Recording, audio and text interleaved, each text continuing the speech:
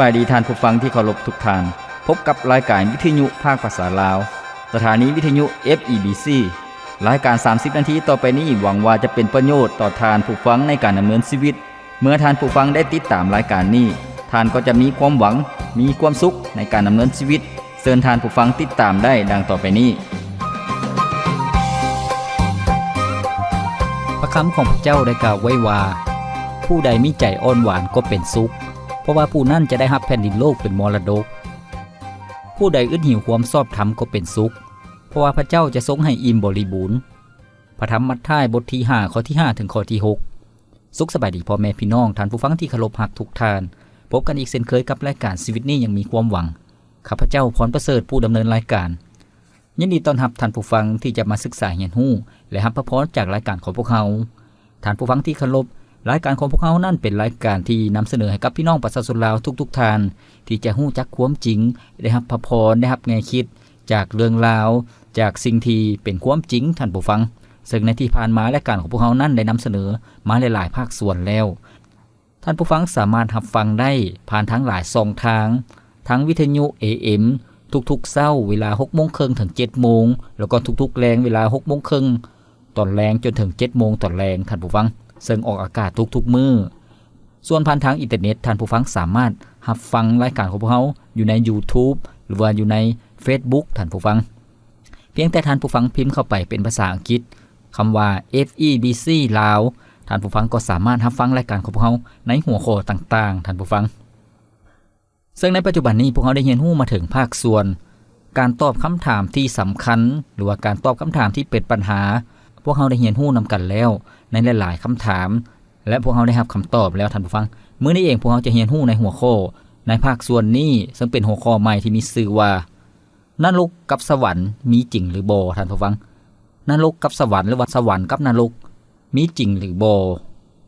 อันนี้ก็เป็นคำถามสำหรับคนเฮาในหลายคนข้าพเจ้าเองตอนยังเป็นวัยรุ่นหรือว่าตอนยังเป็นคนหนุ่มน้อยก็มีคำถามคือกันแต่ว่าเคยอ่านปึ้มที่มีคนเขียนที่มีชื่อเสียงได้เขียนซึ่งเพิ่นได้เขียนปึ้มหลายเล่มเพิ่นมีคติประจำใจเพิ่นบอกว่าสวรรค์อยู่ในอกนรกอยู่ในใจสุขหรือทุกข์คนเฮาอุปโลกขึ้นมาเองทั้งนั้นอันนี้ก็คือความคิดของเพิ่นท่านผู้ฟังความคิดของเพิ่นก็คือว่าสวรรค์อยู่ในอกนรกอยู่ในใจก็คือว่าให้พวกเฮาเฮ็ดดีเพื่อพวกเฮาจะมีความสุขถ้าพวกเฮาเฮ็ดบ่ดีดำเนินชีวิตที่บ่ดีเฮ็ดแต่ความบาปชีวิตก็จะมีความทุกข์ฉะนั้นมันขึ้นกับการดำเนินชีวิตของพวกเขาขึ้นกับความคิดหรือว่ามุมมองของพวกเขาในความหมายก็คือว่าสวรรค์นั้นมันอยู่กับตัวบุคคลนรกก็อยู่กับตัวบุคคลแต่ละคนอันนี้ก็คือความคิดของผู้เขียนคนนั้นท่านผู้ฟังแต่ว่าให้พวกเขามาเรียนรู้นำกันความจริงแล้วสวรรค์กับนรกมีจริงหรือบ่ท่านผู้ฟังในที่นี้คำตอบก็คือว่าสวรรค์กับนรกนั้นมีจริงท่านผู้ฟังซึ่งเป็นสถานที่ที่แน่นอนเป็นสถานที่ที่ชัดเจนแล้วก็เป็นสถานที่ที่แตกต่างกันปานฟ้ากับดินท่านผู้ฟังสวรรค์เป็นสถานที่ที่มีแต่ความสุขมีความปิติยินดีมีแต่ความเบิกบานม่วนซื่นมีแต่ความสว่างไสวบ่มีความเจ็บไข้ได้ป่วยบ่มีโรคระบาดบ่มีความตายท่านผู้ฟังซึ่งพวกเราจะเรียนรู้ในช่วงต่อๆไปท่านผู้ฟังที่เคารพแผ่นดินสวรรค์และแดนนรกหรือว่าแดนมรณะนั่นเป็น2สถานที่ที่แตกต่างกันท่านผู้ฟังเป็น2สถานที่ที่กงกันข้ามกันพระคิดธรรมคัมภีร์ได้บอกให้พวกเขาได้เห็นว่าแผ่นดินสวรรค์นั่นเป็นบ่อนที่มีแต่ความสุขท่านผู้ฟังแล้วก็เป็นบ่อนที่มีความสวยสดงดงามเป็นบ่อนที่ห่มเย็นมีความสุขมีความปิติยินดีบ่มีการห้องให้มีแต่การเบิกบานม่วนซื่นมีแต่การห้องรำทำเพลงคือกันกับอยู่ในงานเลี้ยงท่านผู้ฟังเพราะแผ่นดินสวรรค์นั่นเป็นการเฉลิมฉลองคือกันกับการแต่งงานท่านผู้ฟังนั่นก็คือพระคัมภีร์ได้บรรยายถึงความสุขความเบิกบานม่วนซื่นตลอดไปในแผ่นดินสวรรค์ส่วนนรกล่ะเป็นสถานที่ที่มีแต่ความทนทุกข์ทรมานท่านผู้ฟังพระคัมภีร์ได้บอกให้พวกเขาเห็นว่า2สถานที่นี้สามารถแนมเห็นกันได้ท่านผู้ฟังนรกก็สามารถแนมเห็นคนอยู่บนสวรรค์ได้แล้วก็สวรรค์ก็แนมเห็นคนที่อยู่ในนรกได้แต่ว่าข้ามไปหากันบ่ได้พระคัมภีร์บอกว่ามีเหวลึกที่มีไฟกั้นอยู่ท่านผู้ฟังพระคัมภีร์ได้บอกว่า2สถานที่นี้ไปมาหาสู่กันบ่ได้เพราะว่ามีเหวลึกเป็นเหวไฟที่ขวางกั้นหรือว่ากั้นไว้ท่านผู้ฟังบ่สามารถไปมาหาสู่กันได้ฉะนั้นความทุกข์ทรมานอยู่ในนรกบึงไฟพระคัมภีร์บอกว่าบึงไฟนรกนั่น คือกันกับเหวท่านผู้ฟังที่บ่มีก้นเหวที่บ่มีก้นก็คือว่าเป็นเหวที่ลึกเฮาตกแล้วบ่ถึงก้นจักเทื่อแต่ว่ามีไฟตลอดท่านผู้ฟังมีไฟคือกันกับบึงซึ่งปนกับมาดมีแต่ความทุกข์ทรมานในบางจุดในพระคิดธรรมคัมภีร์ได้บอกถึงความทนทุกข์ทรมานของการอยู่ในนรกบึงไฟคือกันกับถูกหนอนมาเจาะท่านผู้ฟังตามตนโตคือกันกับตัวเองนั่นถูกย่างอยู่ถึงไฟอยู่ถึงแปลวไฟที่ลุกไหม้อยู่ท่านผู้ฟังอยากกินก็บ่ได้กินอยากดื่มน้ำก็บ่ได้ดื่มมีแต่การห้องไห้กัดแข้วเคี่ยวฟันพระคัมภีร์บอกฉะนั้นอันนั้นคือสถานที่นรกบึงไฟสำหรับคนบาปหรือว่าคนอาธรรมท่านผู้ฟังในที่นี้สวรรค์นั้นเป็นสถานที่ที่มีจริงองค์พระเยซูเจ้าพระองค์ก็ทรงสั่งสอนเรื่องสวรรค์เส้นเดียวกันท่านผู้ฟังพระองค์ทรงยั่งยืนว่าสวรรค์นั้นเป็นสถานที่ที่มีจริงสวรรค์นั้นเป็นสถานที่ที่พระองค์ทรงไปจัดเตรียมไว้ท่านผู้ฟังในพระธรรมของพระเจ้าในพระคิดธรรมคัมภีร์พระธรรมโยฮันบทที่14ข้อที่1ถึงข้อที่3ได้กล่าวไว้ว่าต่อมาพระเยซูเจ้าได้บอกพวกสาวกของพระองค์ว่าอย่าให้ใจของพวกเจ้าทั้งหลายวุ่นวายไปจงเชื่อวางใจพระเจ้าและจงวางใจเชื่อในเฮาเหมือนกันในผาสาทพระบิดาของเฮามีที่อยู่หลายบอนถ้าบ่มีเฮาคงบอกพวกเจ้าแล้วเพราะเฮาไปจัดเตรียมบอนไว้สำหรับเจ้าทั้งหลายเมื่อเฮาไปจัดเตรียมบอนไว้สำหรับพวกเจ้าแล้วเฮาจะกลับมารับเอาพวกเจ้าไปอยู่กับเฮาเพื่อว่าเฮาอยู่ที่ใดพวกเจ้าก็จะอยู่ที่นั่นเหมือนกันแม่นแล้วท่านผู้ฟังสิ่งนี้พระเยซูเจ้าได้กล่าวได้เปิดเผยให้กับบรรดาผู้เชื่อหรือว่าสาวกของพระองค์สิ่งนี้เป็นการยั่งยืนว่าแผ่นดินสวรรค์หรือว่าสวรรค์นั้นเป็นสถานที่ที่มีจริงแล้วก็มีแท้ท่านผู้ฟังพวกเราจะเรียนรู้ความแตกต่างของสวรรค์และนรกสวรรค์เป็นแนวใดพระคัมภีร์ได้เปิดเผยให้พวกเราเห็นอย่างชัดเจนอยู่ในพระธรรมพระนิมิตท่านผู้ฟังซึ่งกล่าวถึงแผ่นดินสวรรค์ในที่นี้ได้บอกอยู่ในพระธรรมพระนิมิตบทที่21ข้อที่3ถึงข้อที่4ได้บอกว่าข้าพเจ้าได้ยินเสียงดังออกมาจากพระบัลลังก์และกล่าวว่าเบิ่งแม่ที่สถิตของพระเจ้าก็อยู่กับมนุษย์แล้วพระองค์ทรงสถิตอยู่กับพวกเขาและพวกเขาก็จะเป็นภัยพ้นของพระองค์พระเจ้าเองจะสถิตอยู่กับพวกเขาและทรงเป็นพระเจ้าของพวกเขาพระเจ้าจะทรงเช็ดน้ำตาทุกๆหยดของพวกเขาความตายจะบ่มีอีกต่อไปความโศกเศร้าการห้องไห้ความเจ็บปวดจะบ่มีอีกต่อไปเพราะว่าสิ่งที่อยู่ในข่าวก่อนนั่นก็ผ่านพ้นไปแล้วแม่นแล้วท่านผู้ฟังในที่นี้ได้บรรยายถึงความสุขความปิติยินดีสันติสุขอยู่ในแผ่นดินสวรรค์ท่านผู้ฟังเพราะว่ามนุษย์จะได้อยู่กับพระเจ้าตลอดไปจะเป็นภัยพ้นของพระเจ้าและพระเจ้าจะเป็นพระเจ้าของมนุษย์ตลอดไปพระเจ้าจะทรงปลอบโยนหรือว่าปลอบประโลมใจคนเฮาท่านผู้ฟังก็คือว่าพระเจ้าจะทรงเช็ดน้ำตาของพวกเขาทุกหยดท่านผู้ฟังความตายจะบ่มีอีกต่อไปก็คือว่าในแผ่นดินสวรรค์จะบ่มีความตายบ่มีความโศกเศร้าบ่มีการห้องไห้ความเจ็บไข้ได้ป่วยจะบ่มีอีกโรคระบาดโรคติด8โรคโควิดจะบ่มีอีกต่อไปท่านผู้ฟังพวกเขาจะบ่ได้พากจากกันอีกต่อไปกับคนที่พวกเขาหักท่านผู้ฟังเพราะว่าความตายสิ่งที่บ่ดีนั้นผ่านพ้นไปแล้วในที่นี้ได้เว้าถึงอย่างชัดเจนท่านผู้ฟังเว้าเรื่องแผ่นดินสวรรค์แผ่นดินนั้นเป็นสถานที่ที่งดงามท่านผู้ฟังมีค่าพระคัมภีร์ได้อธิบายอย่างชัดเจนว่าเรื่องเพชรนินจินดาว่าเรื่องของมีค่าต่างๆอยู่ในแผ่นดินสวรรค์เป็นการบรรยายถึงความรุ่งเรืองความยิ่งใหญ่ท่านผู้ฟังในข้อที่23บอกว่านครนั่นบ่ต้องการแสงสว่างของดวงอาทิตย์หรือดวงจันทร์เพราะว่าพระรัศมีของพระเจ้าทรงเป็นแสงสว่างของนครนั่นและพระเมสสาน้อยทรงเป็นโคมไฟของนครนั่นแม่นแล้วท่านผู้ฟังนครนั่นจะบ่มีความมืดมนจะบ่มีความมืดจะบ่มีความโศกเศร้าบ่มีความร้อนบ่มีความทุกข์ต่างๆนครนั่นจะมีแต่ความสุขความปิติยินดีท่านผู้ฟังนี่ก็คือพระคัมภีร์ได้บรรยายถึงแผ่นดินสวรรค์แล้วนรกล่ะจะเป็นแนวใดท่านผู้ฟังแผ่นดินนรกเป็นแนวใดนรกนั่นเป็นสถานที่ที่มีจริงท่านผู้ฟังแล้วก็นรกเป็นแนวใดพระคัมภีร์ได้บอกพวกเขาอยู่ในพระธรรมพระนิมิตบทที่3ข้อที่10บอกว่าส่วนมารให้ผู้ที่หลอกลวงคนเหล่านั้นก็ได้ถูกทิ่มลงในบึงไฟปนกับมาดบอนที่ซัดให้และผู้ประกาศพระธรรมปลอมได้ถูกทิ่มลงไปแล้วนั่นและพวกมันจะถูกทนทุกข์ทรมานทั้งกลางเว้นและกลางคืนอยู่ตลอดนิรันดรนี่ก็คือภาพที่บรรยายท่านผู้ฟังถึงนรกบึงไฟนรกหรือว่านรกอเวจีเป็นบอนที่พระเจ้าจะลงโทษผีมารซัวให้มารซาตาน แล้วก็คนอาธรรมท่านผู้ฟังนั่นก็คือพระเจ้าทรงเป็นพระเจ้าผู้ทรงยุติธรรมเมื่อตอนสิ้นยุคหรือว่าในยุคสุดท้ายองค์พระเยซูเจ้าจะเสด็จมาครั้งที่2มาพิพากษาทุกๆคนท่านผู้ฟังแล้วก็พระเจ้าบ่ได้ปรารถนาให้คนเฮานั่นตกนรกบึงไฟท่านผู้ฟังพระเจ้าบ่ต้องการให้ผู้ใดผู้หนึ่งตกนรกบึงไฟนรกบึงไฟนั้นสำหรับวิญญาณชั่วร้ายแล้วก็ผีมารซาตานพระเจ้าบ่ต้องการให้มนุษย์นั้นตกนรกบึงไฟฉะนั้นพระเจ้าจึงได้จัดเตรียมหนทางที่จะให้มนุษย์นั้นรอดพ้นออกจากนรกบึงไฟท่านผู้ฟังการจัดเตรียมของพระเจ้าก็คือว่าองค์พระเยซูเจ้านั่นเองท่านผู้ฟังผ่านทางองค์พระเยซูเจ้าคำว่าพระเยซูหมายถึงพระผู้ช่วยให้พ้นช่วยมนุษย์นั้นให้รอดพ้นจากความบาปช่วยมนุษย์นั้นให้รอดพ้นจากนรกบึงไฟ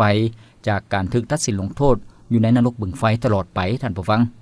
ฉะนั้นการที่พวกเขาจะเข้าในแผ่นดินสวรรค์การที่พวกเขาจะรอดพ้นจากนรกบึงไฟนั้นบ่ได้ขึ้นกับคุณงามความดีของพวกเขาท่านผู้ฟังเพราะว่าหยังเพราะว่ามนุษย์ทุกคนนั้นเป็นคนบาปในพระคำของพระเจ้าบอกว่าเพราะว่ามนุษย์ทุกคนเป็นคนบาปจึงเสื่อมจากพระรัศมีของพระเจ้าเพราะว่าค่าจ้างของความบาปคือความตายท่านผู้ฟังค่าจ้างของความบาปคือความตายบ่เพียงแต่ตายฝ่ายร่างกายเท่านั้นยังตายฝ่ายวิญญาณการตายฝ่ายวิญญาณก็คือว่าต้องถูกทนทุกข์ทรมานอยู่ในนรกบึงไฟตลอดไปนั่นก็คือความตายครั้งที่2ท่านผู้ฟังแต่ของประทานจากพระเจ้านั้นแม่นชีวิตนิรันดรในพระเยซูคริสต์เจ้าท่านผู้ฟังฉะนั้นในพระธรรมพระนิมิตบทที่20ข้อ15จึงบอกว่าถ้าผู้ใดที่บ่มีชื่อจดไว้ในหนังสือทะเบียนแห่งชีวิตผู้นั้นก็จะถูกทิ่มลงในบึงไฟท่านผู้ฟังผู้ใดก็แล้วแต่ที่บ่มีชื่อจดไว้ในหนังสือทะเบียนแห่งชีวิตอยู่ถึงสวรรค์คนนั้นก็จะตกนรกบึงไฟคนนั้นก็จะเป็นคนที่ทนทุกข์ทรมานตลอดไปบ่สามารถที่จะหนีรอดพ้นจากการตัดสินได้ท่านผู้ฟังสิ่งนี้ก็เป็นสิ่งที่น่าย่านกลัวฉะนั้นท่านผู้ฟังที่เคารพพระเจ้าทรงนำเสนอหนทางให้กับพวกเขาที่จะรอดพ้นจากนรกบึงไฟก็คือเชื่อวางใจในพระเยซูเจ้าท่านผู้ฟังที่เคารพมื้อนี้พวกเราได้เรียนรู้ในหัวข้อที่บอกว่านรกและสวรรค์มีแท้หรือบ่คำตอบก็คือว่านรกกับสวรรค์นั้นมีแท้เป็นสถานที่ที่แน่นอนให้พวกเรามาพักฟังเพลงจากรายการของพวกเราก่อนจัก1เสียงเพลงแล้วพวกเราจะมาเรียนรู้นํกันเกี่ยวกับวิธีการที่พวกเขานั้นจะรอดพ้นจากนรกบึงไฟและพวกเขานั้นจะเข้าในแผ่นดินสวรรค์พวกเขาจะเข้าได้แนวใด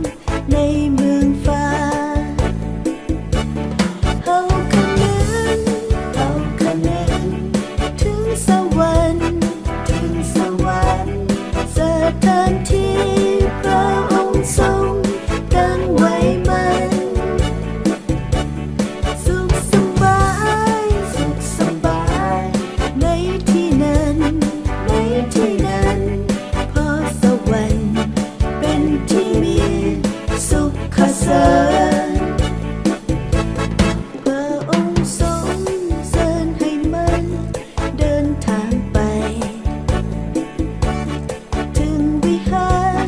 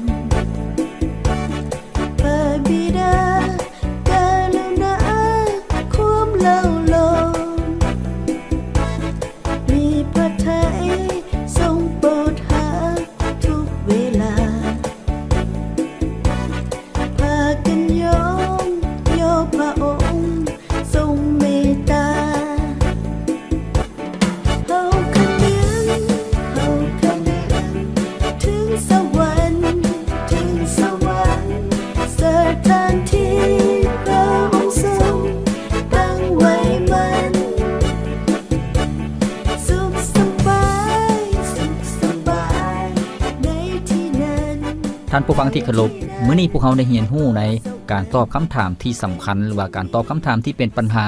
ซึ่งในหัวข้อที่บอกว่านรกกับสวรรค์นั้นมีแท้หรือบ่พวกเราได้เรียนรู้นำกันแล้วบางส่วนในช่วงทำอิฐก็คือว่านรกมีจริงสวรรค์ก็มีจริงท่านผู้ฟังซึ่งเป็นสถานที่ที่แน่นอนนรกเป็นสถานที่ที่พระเจ้าสร้างไว้เพื่อจะลงโทษผีมารชั่วร้ายและมารซาตานท่านผู้ฟังส่วนสวรรค์นั้นเป็นสถานที่ที่พระเจ้าทรงประทับอยู่หรือพระองค์ทรงสถิตอยู่นรกมีจริงสวรรค์ก็มีจริงท่านผู้ฟังเป็น2สถานที่ที่มีความแตกต่างกันคนเฮาในหลายยุคหลายสมัยมีความเข้าใจว่าหากพวกเฮาประพฤติดีหรือว่าเหตุการณ์ดีการเมืองชีวิตที่ดีเป็นคนที่ดีก็จะได้เข้าในแผ่นดินสวรรค์ท่านผู้ฟังแล้วก็เขาเจ้าคิดว่ามีแต่เพียงแต่คนชั่วเท่านั้นคนที่เฮ็ดบ่ดีเท่านั้นจึงจะตกนรกบึงไฟสิ่งนี้ก็บ่แม่นความจริงท่านผู้ฟังเพราะว่าในพระคัมภีร์บอกว่าบ่มีผู้ใดที่จะเฮ็ดดีพอบ่มีผู้ใดที่จะเฮ็ดดีอย่างเพียงพอหรือว่าสร้างคุณงามความดีได้ที่จะเข้าไปในสวรรค์ได้เพราะว่าหยังเพราะว่ามนุษย์ทุกคนนั้นเป็นคนบาปมนุษย์ทุกคนนั้นสมควรที่จะถูกตัดสินลงโทษตกนรกบึงไฟเพราะว่าพระเจ้านั้นทรงยุติธรรมท่านผู้ฟังแล้วพวกเขาจะเฮ็ดแนวใดจึงจะรอดจากนรกบึงไฟพวกเขาจะเข้าในแผ่นดินสวรรค์แนวใดในที่นี้ก็คือว่าความตายของพระเยซูเจ้าอยู่ถึงไม้กางแขนสามารถที่จะนำพวกเขานั้นไปถึงสวรรค์แล้วก็ซอยพวกเขานั้นให้หลุดพ้นจากนรกบึงไฟท่านผู้ฟังในพระคัมภีร์ได้เปิดเผยให้พวกเขาเห็นอย่างชัดเจนอยู่ในพระธรรมโยฮั่นบทที่3ข้อที่16ถึงข้อที่18ท่านผู้ฟังในที่นี้ได้กล่าวไว้ว่าเพราะว่าพระเจ้าทรงรักโลกหลายที่สุดจนได้ประทานพระบุตรองค์เดียวของพระองค์เพื่อทุกคนที่วางใจเชื่อในพระบุตรนั้นจะบ่จิบหายแต่มีชีวิตอันตลอดไปเป็นนิจด้วยว่าพระเจ้าได้ใส่พระบุตรเข้ามาในโลกบ่แม่นเพื่อตัดสินลงโทษมนุษย์โลกแต่เพื่อมนุษย์โลกจะได้พ้นด้วยพระบุตรนั้นเพื่อผู้ที่วางใจเชื่อในพระบุตรก็บ่ถูกตัดสินลงโทษแต่ผู้ที่บ่เชื่อวางใจก็ถูกตัดสินลงโทษแล้วเพราะเราบ่ได้วางใจเชื่อในพระบุตรองค์เดียวของพระเจ้าแม่นแล้วท่านผู้ฟังพระคัมภีร์ได้เปิดเผยหนทางที่จะซอยพวกเขาให้หลุดพ้นจากนรกบึงไฟก็คือเชื่อวางใจในพระเยซูเจ้าแล้วก็เมื่อพวกเขาเชื่อวางใจในพระเยซูเจ้าพวกเขาก็จะเข้าในแผ่นดินสวรรค์ท่านผู้ฟังพระเยซูเจ้าเป็นหนทางเดียวเท่านั้นที่จะนำพวกเขาให้รอดพ้นจากการถูกตัดสินลงโทษทนทุกข์ทรมานอยู่ในนรกบึงไฟพระเยซูเจ้าทรงเป็นทางเดียวเท่านั้นที่จะนำพวกเขาเข้าในแผ่นดินสวรรค์ฉะนั้นการที่พวกเขาจะเข้าในแผ่นดินสวรรค์พวกเขาต้องเชื่อวางใจในพระเยซูเจ้ายอมรับว่าตนเองนั้นเป็นคนบาปซอยตนเองบ่ได้เชื่อวางใจในพระเยซูเจ้าท่านผู้ฟังพระคัมภีร์ได้บอกพวกเขาได้อย่างชัดเจนว่าการที่พวกเขารอดพ้นนั่นก็รอดโดยพระคุณเพราะความเชื่อพระคุณก็คือว่าสิ่งที่พวกเขาได้รับล่าได้รับฟรีๆโดยการเชื่อวางใจในพระเยซูเจ้าการเชื่อวางใจในพระเยซูเจ้านั่นเป็นสิ่งที่สำคัญที่สุดในชีวิตของพวกเขาเพราะว่าอย่างท่านผู้ฟังการที่พวกเขาเชื่อวางใจในพระเยซูเจ้าชื่อของพวกเขาก็จะถูกจดไว้ในหนังสือแห่งชีวิตอยู่ถึงสวรรค์พวกเขาก็จะเป็นผู้ชอบธรรมโดยความเชื่อคนที่เชื่อวางใจในพระเยซูเจ้าพระองค์ทรงประทับอยู่ในชีวิตของพวกเขาก็คือว่าทรงสถิตอยู่ในชีวิตของพวกเขาฉะนั้นท่านผู้ฟังที่เคารพเมื่อพวกเขาจากโลกนี้ไปพวกเขาก็ได้อยู่กับพระเจ้าในแผ่นดินสวรรค์นั่นก็คือคำมั่นสัญญาของพระเจ้าท่านผู้ฟังแล้วก็ในขณะที่พวกเขายังมีชีวิตอยู่ในโลกนี้คนที่เชื่อวางใจในพระเยซูเจ้าพระเยซูเจ้าก็ทรงประทับอยู่ในชีวิตของพวกเขาหมายถึงอาณาจักรของพระเจ้าก็อยู่ในชีวิตของพวกเขาเช่นเดียวกันเพราะว่าพระเจ้าทรงประทับอยู่บ่อนใดสถานที่นั่นก็เป็นสถานที่ที่บริสุทธิ์ร่างกายของบรรดาผู้ที่เชื่อหรือว่าคริสเตียนก็เป็นคนที่บริสุทธิ์ชอบธรรมแผ่นดินสวรรค์ก็เป็นแผ่นดินที่บริสุทธิ์ฉะนั้นคนที่จะเข้าในแผ่นดินสวรรค์ต้องเป็นคนที่บริสุทธิ์การที่พวกเขาจะเป็นคนบริสุทธิ์ได้บ่แม่นขึ้นกับคุณงามความดีการกระทำตามศีลธรรมของพวกเขาบ่แม่นสิ่งนั้นแต่พวกเขาเชื่อวางใจในพระเจ้าเชื่อว่าพระองค์ตายแทนบาปพวกเขาพระโลหิตหรือว่าเลือดของพระองค์นั้นสำระล้างความผิดบาปของพวกเขาให้พวกเขานั้นเป็นคนที่บริสุทธิ์ท่านผู้ฟังพระคำของพระเจ้าอยู่ในพระธรรมพระนิมิตบทที่21ท่านผู้ฟังข้อที่7ข้อที่8ได้บอกว่าผู้ที่ได้ไสยชนะผู้นั้นจะได้รับสิ่งเหล่านี้เป็นมรดกคือเฮาจะเป็นพระเจ้าของพวกเขาและพวกเขาจะเป็นบุตรของเฮาส่วนคนขี้ย้านคนทรยศคนที่ประพฤติในสิ่งที่น่าเกลียดน่าชังผู้ฆ่าคนประพฤติผิดศีลธรรมทางเพศคนใช้เวทมนต์คาถาคนขาบไหว้รูปเคารพและคนขี้ตัวทุกคนนั้น มรดกของเขาเหล่านั้นแม่นบึงไฟที่ใหม่อยู่ปนกับมาดซึ่งเป็นความตายครั้งที่2แม่นแล้วท่านผู้ฟังพระคัมภีร์ได้กล่าวถึงคนที่บ่เชื่อวางใจในพระเยซูเจ้าเป็นคนที่อาธรรมหรือว่าเป็นคนบาปมรดกของเขาเจ้าคือนรกบึงไฟซึ่งเป็นความตายครั้งที่2ท่านผู้ฟังฉะนั้นท่านผู้ฟังที่เคารพนี่ก็คือคำเตือนจากพระคิดธรรมคัมภีร์ได้เปิดเผยให้พวกเขาเห็นว่าการดำเนินชีวิตของเขาในโลกนี้พวกเขามีสิทธิ์เลือกที่จะไปในเส้นทางในจุดหมายปลายทางของพวกเขาท่านผู้ฟังพวกเขาจะไปในเส้นทางที่มีแต่ความสุขความปิติยินดีความสุขตลอดไปคือแผ่นดินสวรรค์หรือว่าพวกเขาจะเลือกไปในเส้นทางที่ความมวลซืนในโลกนี้ความสนุกสนานในโลกนี้แล้วก็จุดหมายปลายทางคือนรกบึงไฟโดยการบ่เชื่อวางใจในพระเยซูเจ้านั่นก็คือสิ่งที่อันตรายแล้วก็เป็นตาย่านท่านผู้ฟังที่เคารพด้วยเหตุนี้บรรดาคริสเตียนหรือว่าผู้เชื่อวางใจในพระเยซูเจ้าจึงประกาศเป็นพยานเรื่องราวเรื่องความพ้นของพระเยซูเจ้าเพราะว่าพระเยซูเจ้านั่นเป็นหนทางเดียวที่จะนำพวกเขาเข้าในแผ่นดินสวรรค์เมื่อพวกเขาเชื่อวางใจในพระเยซูเจ้าพวกเขาก็เป็นคนชอบธรรมเป็นลูกของพระเจ้าชื่อของพวกเขาก็ถูกจดไว้ในหนังสือแห่งชีวิตอยู่เทิงสวรรค์ท่านผู้ฟังในพระธรรมลูกาบทที่10ข้อที่20ซึ่งเป็นเหตุการณ์ที่บรรดาสาวกของพระเยซูเจ้ามีความปิติยินดีเพราะว่าเขาเจ้านั่นได้รับสิทธิอำนาจในการเหตุการณ์อัศจรรย์ต่างๆแต่พระเยซูเจ้ากำลังเน้นหนักให้พวกเขาเจ้าเห็นสิ่งที่สำคัญที่สุดในชีวิตก็คือว่าแต่อย่ายินดีอยู่ในสิ่งเหล่านี้คือเพราะผีมารให้ยอมเชื่อฟังพวกเจ้าแต่จงสมซื่นยินดีเพราะชื่อของพวกเจ้าได้จดไว้ในสวรรค์แม่นแล้วท่านผู้ฟังพระเยซูเจ้ากำลังเน้นนักให้บรรดาผู้เชื่อพระองค์นั้นมีความยินดีเพราะชื่อของพวกเพิ่นถูกจดไว้ในสวรรค์แล้วท่านผู้ฟังบ่แม่นยินดีอยู่ในโลกนี้ที่เขาเจ้านั้นมีความประสบผลสำเร็จว่ามีฤทธิ์เดชแต่ให้ยินดีในชีวิตบ้านปลายชีวิตของเขาเจ้าชื่อของพวกเพิ่นถูกจดไว้ในหนังสือแห่งชีวิตอยู่เทิงสวรรค์เพราะว่าพวกเพิ่นเชื่อวางใจในพระเยซูเจ้าท่านผู้ฟังที่เคารพมื้อนี้พวกเราได้เรียนรู้ความจริงเรื่องสวรรค์และนรกเป็น2สถานที่ที่มีจริงและมีความแตกต่างกันท่านผู้ฟังฉะนั้นพระเจ้าทรงสร้างมนุษย์พระเจ้าทรงประทานอิสระเสรีภาพในการตัดสินใจเลือกให้แก่มนุษย์ทุกคนพระเจ้าบ่ได้บังคับท่านผู้ฟังทางที่มนุษย์จะรอดพ้นออกจากนรกบึงไฟและเข้าในแผ่นดินสวรรค์นั้นมีทางเดียวคือผ่านทางพระเยซูเจ้าท่านผู้ฟังเพราะพระเยซูเจ้านั้นเป็นเจ้าของสวรรค์เป็นพระเจ้าผู้ทรงยิ่งใหญ่การที่พวกเขาจะไปสวรรค์พวกเขาก็ต้องรู้จักเจ้าของสวรรค์ต้องได้รับการยอมรับจากพระเจ้าท่านผู้ฟังเพราะว่าแผ่นดินสวรรค์นั้นเป็นสถานที่ที่บริสุทธิ์ท่านผู้ฟังมีสง่าราศีคนที่จะเข้าในแผ่นดินสวรรค์ต้องเป็นคนที่บริสุทธิ์ชอบธรรมฉะนั้นการที่พวกเขาเชื่อวางใจในพระเยซูเจ้าพวกเขาก็เป็นคนที่บริสุทธิ์ชอบธรรมท่านผู้ฟังเมื่อพวกเขาเชื่อวางใจในพระเยซูเจ้าพวกเขาก็ได้รับพระสัญญาของพระเจ้าที่จะเข้าในแผ่นดินสวรรค์พระสัญญาของพระองค์ก็เป็นจริงสำหรับชีวิตของพวกเขาชีวิตของพวกเขาก็ดำเนินชีวิตอย่างมีพลังอย่างมีความหวังท่านผู้ฟังชีวิตของพวกเขานั้นก็เป็นชีวิตที่มีความปลอดภัยจากนรกท่านผู้ฟังพวกเขาบ่ได้ตกนรกบึงไฟอีกต่อไปขอบคุณพระเจ้าที่พระเจ้าทรงจัดเตรียมบอนอยู่อันถาวรให้กับพวกเขาเป็นบอนอยู่ที่พวกเขานั้นจะมีความปิติยินดีตลอดไปท่านผู้ฟังฉะนั้นท่านผู้ฟังที่เคารพเมื่อท่านผู้ฟังได้ยินข่าวประเสริฐของพระเยซูเจ้านั่นก็คือเป็นการที่พระเจ้ากำลังทรงเอิ้นท่านผู้ฟังว่าลูกเอ้ยกลับมาบ้านของเฮาเถิดเพราะว่าพระเจ้านั้นทรงเป็นพระผู้สร้างชีวิตของพวกเขาเป็นเจ้าของชีวิตของพวกเขาชีวิตของมนุษย์จิตวิญญาณของมนุษย์ทุกคนนั่นปรารถนาหรือว่ามีความต้องการอย่างแท้จริงที่จะกลับไปบ้านเฮือนอันแท้จริงอันถาวรที่บ่หวั่นไหวที่บ่สูญไปท่านผู้ฟังนั่นก็คือแผ่นดินสวรรค์ฉะนั้นท่านผู้ฟังที่เคารพข้าพเจ้าหวังอย่างยิ่งว่าท่านผู้ฟังจะเปิดใจรับเชื่อวางใจในพระเยซูเจ้าเพียงแต่ท่านผู้ฟังยอมรับว่าตัวเองนั้นเป็นคนบาปต้อนรับพระเยซูเจ้าเป็นพระเจ้าพระผู้ช่วยให้พ้นในชีวิตของท่านผู้ฟังแล้วก็ชีวิตของท่านผู้ฟังนั้นก็เป็นชีวิตใหม่และได้รับความรอดพ้นท่านผู้ฟังที่เคารพรายการของพวกเราดำเนินมาฮอดนี้ก็สิ้นสุดเพียงเท่านี้ข้าพเจ้าพรประเสริฐผู้ดำเนินรายการขอกล่าวคำว่าขอพระเจ้าอวยพรท่านผู้ฟังทุกท่านพบกันใหม่ในโอกาสหน้าสบายดีถ้าหากชีวิตคนเฮาที่เป็นไปจะทำสิ่งใดได้ดังที่ใจเฮาต้องการสิ่งที่ใฝ่ฝันที่ทุกคนต้องการ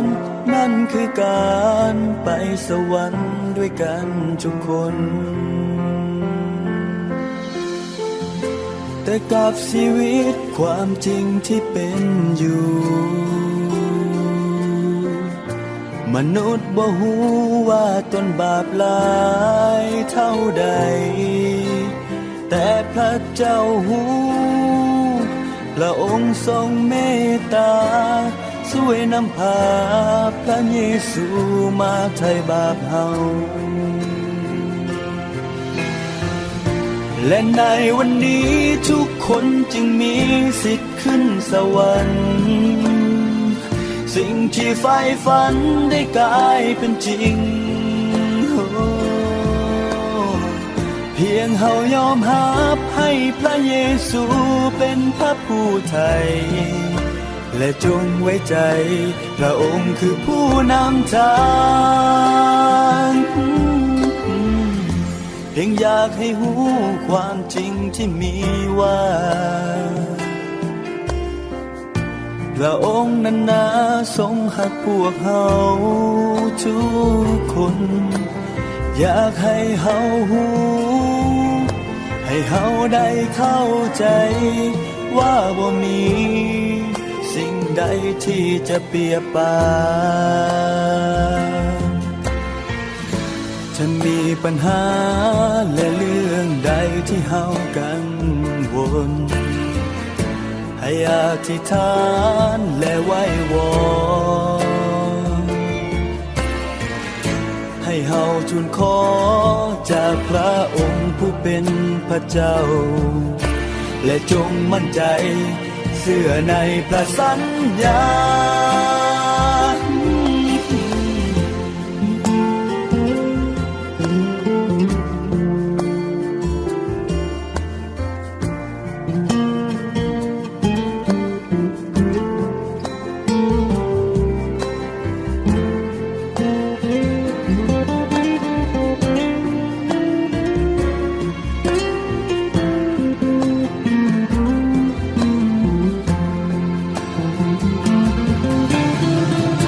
และในวันนี้ทุกคนจึงมีสิทธิ์ขึ้นสวรรค์ สิ่งที่ใฝ่ฝันได้กลายเป็นจริง เพียงเฮายอมรับให้พระเยซูเป็นพระผู้ไถ่และจงไว้ใจพระองค์คือผู้นำทางเพียงอยากให้หูความจริงที่มีว่า พระองค์นั้นนาทรงหักพวกเฮาทุกคน อยากให้เฮาหูให้เฮาได้เข้าใจว่าบ่มีสิ่งใดที่จะเปรียบปานอยากให้เฮาหูให้เฮาได้เข้าใจว่าบ่มีสิ่งใดที่จะเปรียบ